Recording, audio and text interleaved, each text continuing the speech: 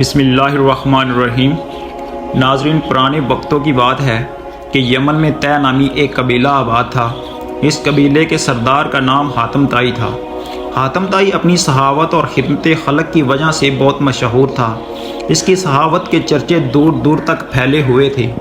ہر ضرورت مند مدد کے لیے حاتم طائی کے پاس ہی جاتا اور یہ دیکھ کر بادشاہ حسد کا شکار ہو گیا اور حاتم طائی کو ختم کرنے کا پروگرام بنایا اور اپنی فوج کے ساتھ حاتم طائی کے علاقے پر حملہ کر دیا۔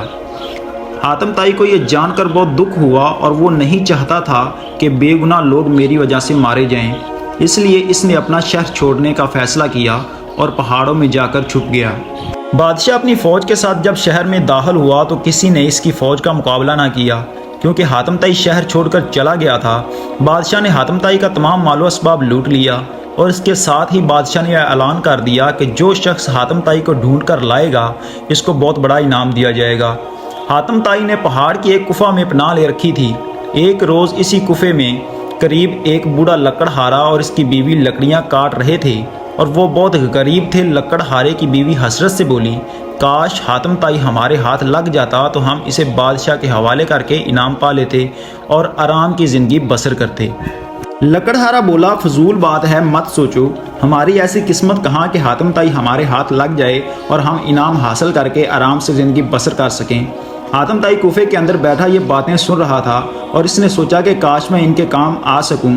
چنانچہ وہ کوفے سے نکلا اور باہر آیا اور بوڑھی میاں بیوی سے بولا، میں ہی حاتم طائی ہوں، مجھے بادشاہ کے پاس لے چلو اور اس کے حوالے کر کے انعام حاصل کر لو۔ جلدی کرو، اگر کسی اور نے مجھے دیکھ لیا تو پھر تم ہاتھ ملتے رہ جاؤ گے۔ حاتم طائی کی باتیں سن کر لکڑہارا بولا، بے شک ہم غریب ہیں مگر اتنے ظالم نہیں کہ تمہیں بادشاہ کے حوالے کر کے انعام حاصل کر لیں۔ حاتم طائی نے کہا کہ ارے بھائی، یہ ظلم نہیں، تم مجھے زبردستی پکڑ کر تو نہیں لے جا رہے ہو، میں تو اپنی خوشی سے تمہارے ساتھ جانے کو تیار ہوں، تم مجھے نیکی اور خدمت کا موقع دو۔ حاتم نے ان کو آمادہ کرنے کی بہت کوشش کی لیکن لکڑہارا کسی صورت نہ مانا۔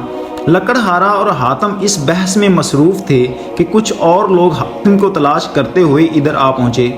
انہوں نے حاتم کو پہچان لیا اور اسے پکڑ کر بادشاہ کے پاس لے گئے۔ بوڑھا اور اس کی بیوی بھی ان لوگوں کے پیچھے چل پڑے۔ بادشاہ کے دربار میں پہنچ کر ہر شخص یہ دعویٰ کر رہا تھا کہ حاتم کو اس نے پکڑا ہے اور وہی اس انعام کا مستحق ہے۔ بہت سارے دعوے داروں کی وجہ سے بادشاہ کے لیے یہ فیصلہ کرنا بہت مشکل ہو گیا۔ آخر بادشاہ نے حاتم سے کہا کہ تم ہی بتاؤ کہ تمہیں پکڑ کر لانے والا کون ہے تاکہ اسے انعام کی رقم دی جائے۔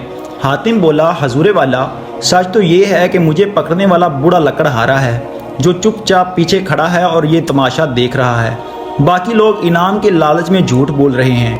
لکڑہارا بولا، حضور والا، سچ تو یہ ہے کہ میں بھی حاتم کو پکڑ کر نہیں لایا بلکہ یہ خود آیا ہے۔ اور پھر لکڑہارے نے بادشاہ سلامت کو ساری بات بتائی۔ بادشاہ کو جب حقیقت معلوم ہوئی تو اس نے حاتم سے کہا کہ میں تمہاری شہرت سے تمہارا دشمن بن گیا تھا، مجھے افسوس ہے کہ تم واقعی عظیم انسان ہو جو ہر حال میں دوسروں کی مدد اور خدمت کے لیے تیار رہتے ہو۔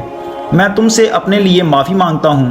اور اس کے بعد بادشاہ نے لکڑہارے کو انعام دیا اور حاتم کا سارا علاقہ اسے واپس کرنے کا اعلان کیا۔